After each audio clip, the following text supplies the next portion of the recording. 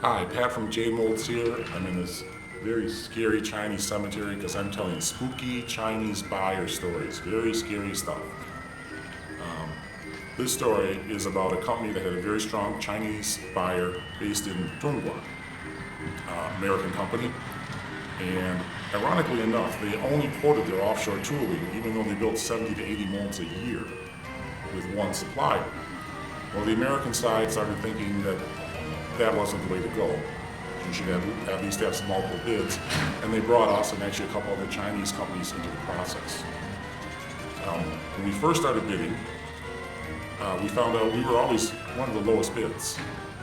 The Chinese buyer response was our quality probably wasn't that good. That's why we were bidding so low. But pretty high pricing, all in all, that they were getting from their other bids.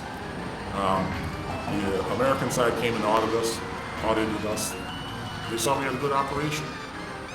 The next round of quotes, we were the high price, but every other Chinese bidder was within $200 of us, which is really, really strange and spooky on like a 7-8 mold type package.